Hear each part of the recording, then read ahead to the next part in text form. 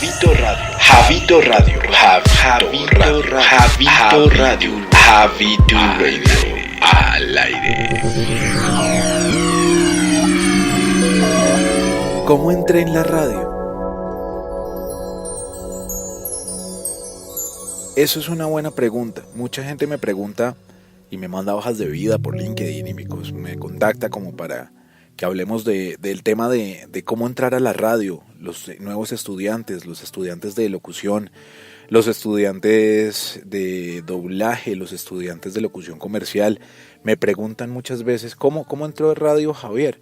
Yo creo que pues son diferentes épocas y cada uno de los que hemos estado en radio, pues hemos tenido diferentes experiencias, lo cual no es positivo o negativo, sino pues la de cada quien es la de cada quien.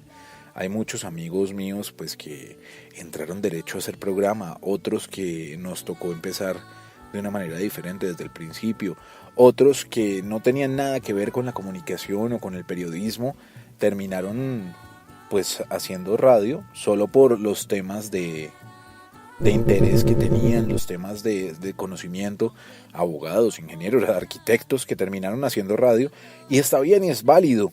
Mi historia es un poco tierna, yo digo un poco tierna porque arranca en una edad muy chiquita. Yo arranqué prácticamente desde los 9 años a trabajar en radio y arranca en un universo en el cual me metí gracias a Caracol Radio, que por los 90 se inventa una marca y una emisora que se llama Colorín Color Radio.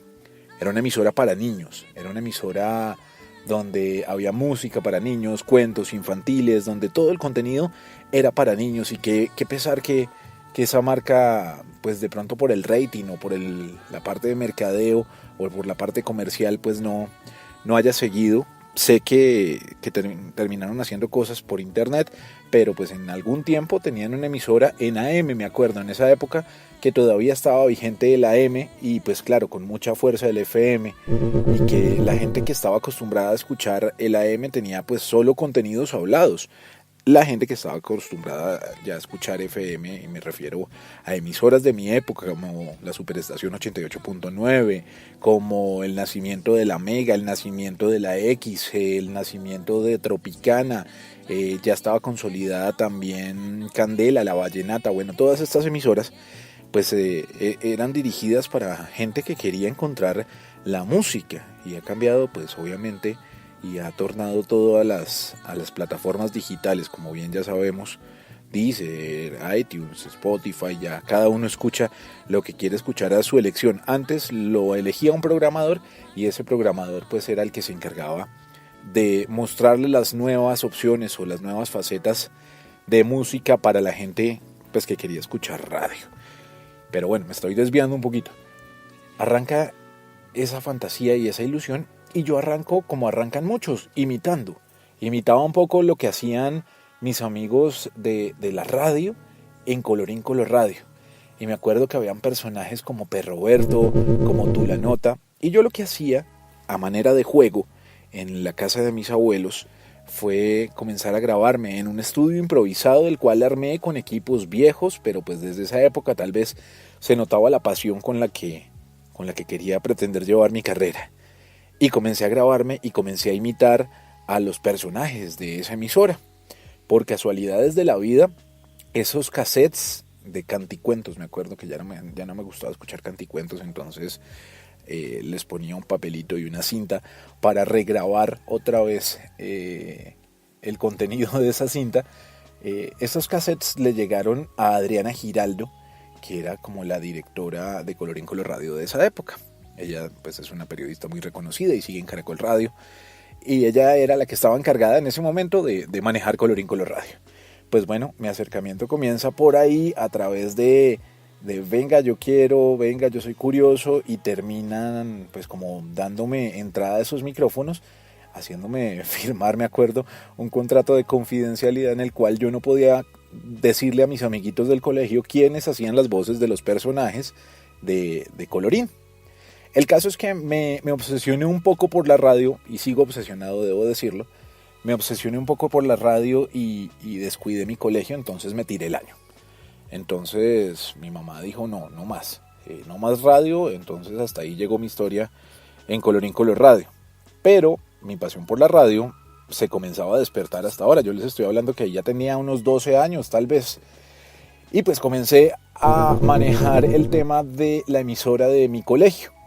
Con la emisora de mi colegio hacíamos la cabina insonorizada con un mito que pues no sirve para absolutamente nada, que amortigua el sonido, pero realmente después se descubrió que eso pues lo que hace es más reverberación, que era con cajas de huevo. Y eso era como un experimento didáctico para los niños de colegio, pero me pareció un poquito también perjudicial porque pues las cajas de huevo se pegaban con pegante de este boxer, pues terminaba uno medio trabado armando la cabina.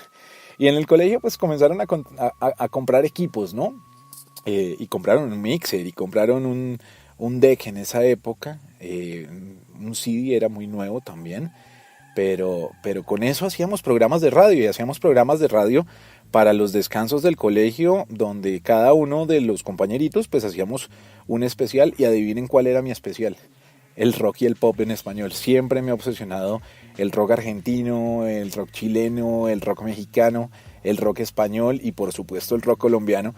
Y con ese programa pues comenzamos a hacer como un muestreo por esa época, 88.9, la superestación, pues que estaba muy de moda todavía, antes digamos de la baja que tuvo de haber salido de radio. En ese momento tenía un experimento para niños de colegio que se llamaba 6 Colombia. Me parece una movida supremamente interesante. Tuve contacto con uno de los grandes locutores de esa época, que era Eric Rull, Álvaro Galeano, por esa época también estaba Perdomo. Bueno, digamos que gente que uno escuchaba en la radio permanentemente se encargaban de darnos clases a los alumnos de colegio que nos inscribíamos a 6 Colombia, y eso era siempre en cosas muy bien montadas. Nos invitaban a salones de conferencia en el World Trade Center, en Hacienda Santa Bárbara, a explicarnos cómo se hacía la radio, a explicarnos cómo se hacía un evento, cómo se hacía una prueba de sonido. Tuve la fortuna de tener mi primera rueda de prensa nada más y nada menos que con Shakira, en esa época que estaba lanzando ¿Dónde están los ladrones? Imagínense eso. Por esa época estaba lanzando también su primer disco, La Caleña Ana Sol. Divina mamacita, la conocí en esa época, se portó divino con nosotros, con todos los niños. Bueno, y ayer arrancó la radio y me dieron como la oportunidad también como de presentar las actividades de los colegios. Entonces yo salí al aire a decir, este fin de semana vamos a tener el fashion del colegio tal, ya saben que el cover es de tanto, arranca la fiesta desde tal hora, vamos a tener a tal y tal niña famosa de colegio, porque en esa época las niñas de colegio eran muy famosas. Les recuerdo que la Mega tenía un concurso de belleza escolar que se llamaba Miss Yuca, y eso era un honor, salir uno con una Miss Yuca. Pues bueno, de ahí siguió la radio, pero en el momento en que yo salía del colegio me desvinculaba también de la parte de 88.9, porque pues el programa era diseñado para estudiantes de colegio y hasta ahí llegaba uno. Obviamente la oferta de disc jockeys era grandísima, bueno, la sigue siendo en este momento, pero todos los que queríamos entrar a la radio era como un sueño casi imposible. Debo recordarles que en esa época incluso eran más famosos los personajes de radio, personajes como el Gato Humberto Rodríguez Calderón, personajes, no sé, para recordar, en esa época estaba Montoya en Radioactiva, Tito. Bueno, había muchísima gente que era muy, muy, muy famosa, muy reconocida, y era incluso más famosa por la radio que los mismos que aparecían presentando en televisión. Con eso les digo todo. Entonces era un camino difícil, digámoslo así, para entrar de primerazo en la radio. Varios de esos compañeros de 6 Colombia evidentemente siguieron la carrera y siguieron haciendo radio. Yo después me vine a encontrar con William Rico, por ejemplo, que hoy en día pues está en RCN, en televisión, pero con William también digamos que compartimos 6 Colombia, y después, mucho tiempo después, nos vinimos a encontrar en lo que fue Vibra, que antes se llamaba La Estación.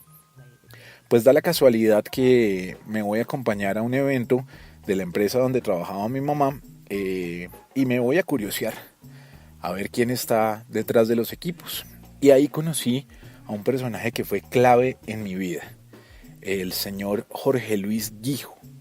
Él en esa época tenía un programa de radio en donde les digo, en 104.9, que era la estación, junto a Juan Carlos Gidelman, un programa diseñado por Jackie Haikal, la adoro con todo mi corazón, una gran programadora de toda la movida anglo. Y el programa del túnel del tiempo era encantador porque rescataban la música, las historias, los datos que ustedes no se imaginan en una época pues donde no había internet. Eso era de libro y de conocimiento. Y yo llegué a la radio a la época donde había biblioteca dentro de la emisora y tocaba investigar con libro. Eso no es como hoy en día, busquen internet y ahí va a encontrar todo, no. Eso era una época donde definitivamente había que saber de música para poderse meter en la radio. Pues Jorge Luis como que habla conmigo, yo tendría 16 años, yo le cuento mi experiencia en 88, mi experiencia en Colorín, y él me dice muy aterrado para esa época, o sea, usted tiene 16 años y ya tiene 2 emisoras encima, usted tiene que seguir en el mundo de la radio, venga, yo lo presento. Pues me invitó a mis 16 años a El Túnel del Tiempo. Para mí era muy raro porque yo no conocía la emisora, no sabía ni siquiera que existía la estación. Pues obviamente las emisoras que uno escucha en la adolescencia pues son muy diferentes. Esta era una emisora un poco más adulta, una emisora que tenía un noticiero en ese momento que se llamaba Contacto, que hacía el señor William Minasco y que lo hacía con gente muy importante, Néstor Morales, incluso Jaime Garzón estuvo en ese noticiero. Y después del noticiero arrancaba música anglo, muy a la buena época de la W, donde no todo era radio hablada, sino que había una segmentación de música anglo. Pues bien, ese día me presentó por curiosidad un domingo a las 6 de la tarde, una cita muy muy rara en una emisora, y curioso haber encontrado pues al dueño de la compañía trabajando. Me presentó a William Minasco, quien me dio la oportunidad y me dijo, ¿quiere venir a hacer prácticas? Bienvenido. Pues así fue. Yo arranqué a hacer prácticas y era chistoso porque yo entraba a las 10 de la mañana, ya había salido del colegio, claro, y estaba comenzando como otros estudios, pero yo llegaba a las 10 de la mañana y le hacía control a una productora que en paz descanse, me ayudó muchísimo, que se llamaba Aide Baracaldo. A las 12 del mediodía me acuerdo mucho que entraba John F., mi querido amigo John F., uno de los locutores más importantes del país, que ha hecho tanta radio en diferentes emisoras, pues le hacía asistencia a John F., y a las 2 de la tarde me pasaba a la otra emisora de esa cadena. En ese momento la cadena se llamaba WB Radio Televisión, William Minasco Radio Televisión, lo que hoy en día es Radiópolis, que son los mismos dueños de Candela y de Vibra. Pues bien, a las 2 de la tarde me pasaba a Candela a hacerle control a un disc jockey que se llamaba Javier Sánchez. Con él también aprendí mucho de música tropical. Y ahí comienza como una carrera bien importante de muchos años a través de esta compañía de Radiópolis, de W, con la que estuve mucho tiempo, con la que estoy muy agradecido porque gran parte de lo que sé, mis amistades más grandes, pues son de esta emisora. Pues bien, ahí comienzan a ponerme con un cargo que en esa época se llamaba supernumerario. Los supernumerarios lo que hacían era reemplazar a los que tenían como el puesto fijo para que tuvieran descanso. Pero entonces yo entraba a las 10 de la noche y salía a las 6 de la mañana. El turno de bombillo. Y en el turno de bombillo hacía en la estación, todavía no existía Vibra, un programa que se llamaba Noches de Beverly Hills. Las Noches de Beverly Hills, que la programaba Jackie Haikal. Y era pura música anglo, balada romántica, que pues para un pelado era un poquito complicado de entender, pero ahí comencé a conocer muchísimo de la historia de John Lennon, de Paul McCartney, de R.E.M., de Guns N' Roses, de Queen, bueno, de toda esta cantidad de grandes a través de la música, pero ni siquiera de éxitos de los 90. Les estoy hablando que era una emisora y una programación que ponía éxitos de balada romántica de los 70, por ahí más o menos.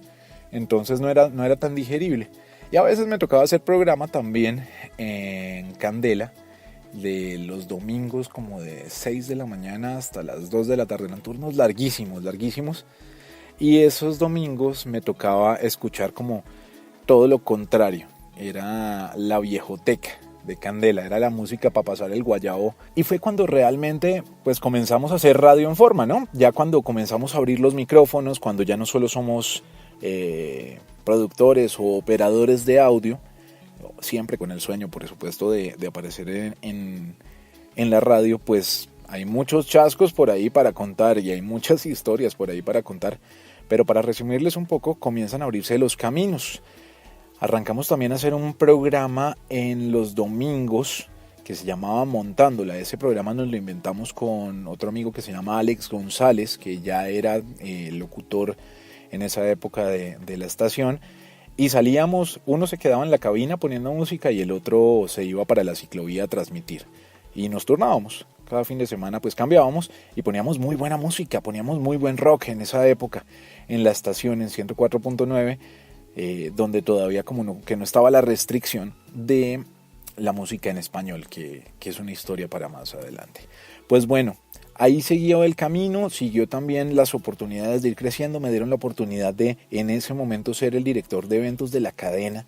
Era una responsabilidad grandísima porque era hacer los eventos de colegio por el lado de la estación y los eventos de universidades y también los eventos masivos que hacía Candela, que en esa época era muy muy importante Candela porque era como la emisora que manejaba el vallenato y con el vallenato se hicieron un buen nombre y trabajó mucha gente muy muy importante del vallenato en esa época. Y comencé a hacer también el turno de los sábados, que ahí cambió como toda la historia para mí y yo creo que también para Vibra. Porque comenzamos a hacer especiales desde las 6 de la mañana hasta las 6 de la tarde de un espacio que se llamaba Los Sábados en Español. Con Los Sábados en Español, en la mañana estaba un compañero gran productor, un amigo que se llama Ricardo Romero, y yo arrancaba a las 2 de la tarde hasta las 6 de la tarde a presentar la música en español. Y fue ahí donde nos encontramos con toda la música de Charly, de Fito, de Soda Stereo, pues de los baladistas también, Alberto Plaza, también estaba Rosana, Rosario, bueno, en fin, comienza a abrirse como toda esa programación en español y ninguna emisora en este momento en Colombia manejaba el tema de la música en español o del rock en español. La mayoría se dedicaban como al anglo, al pop y a lo que pasaba en el momento, o ya las que eran tropicales o las de noticias, punto. Pero no había una emisora especializada en música en español. Pues el rating nos benefició. En ese momento no existía el ECAR, existía el EGM, Estudio General de Medios. Y nos mostraba un pico importantísimo de todo el récord de la semana, en particular el sábado, que era cuando se salía como del contexto normal de la emisora, que en ese momento no ocupaba muy buenos puestos en el EGM, ocupaba puestos por fuera de las 10 emisoras, digamos, importantes, pero los sábados en español se montaba en precisamente esas 10, incluso decirles esas 5. Y eso como que comenzó a fabricar ideas en un equipo de trabajo que teníamos que era importantísimo. Ya Karen Vinasco, que pues es la vicepresidenta de Radiópolis y en su momento era la directora de la estación, comienza a darse cuenta. Estaba también por ahí en el equipo Carlos Javier Méndez, mi mentor y gran amigo. Estaba Félix San Jordi, locutor Coq, es uno de los podcasters más importantes del momento y de las voces comerciales más importantes de Colombia. Estaba Alex González, estaba William Rico. ¿Quién más estaba en esa época? Estaba Toño, por supuesto, ya había entrado Toño al equipo de trabajo.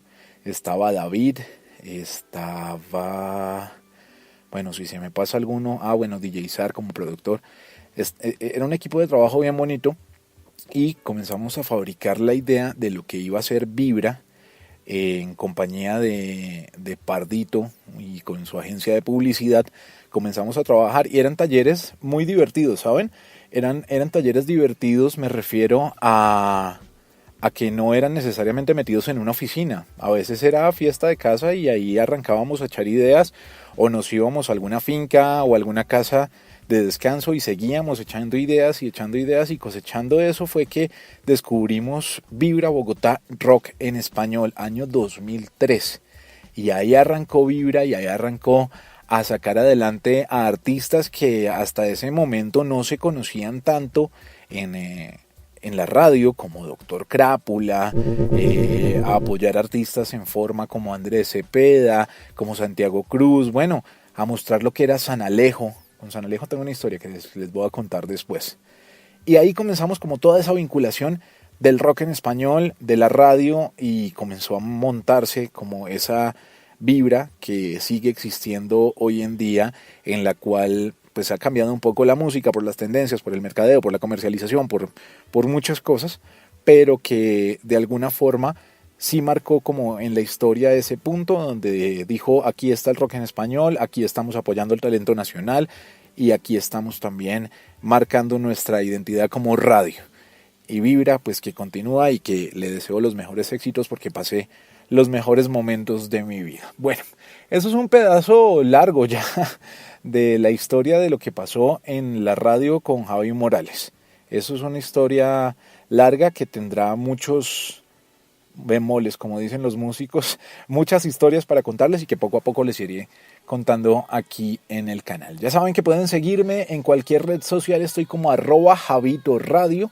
El podcast está para que lo recomienden, lo pueden hacer buscándome en Spotify, en Spreaker, estoy también en iVoox, en YouTube también hay canal. Bueno, ahí hay muchas plataformas donde nos podemos encontrar. A ti gracias por estar aquí, a ti gracias por escuchar, y en una próxima hablamos más de música y hablamos más de radio. Un abrazo.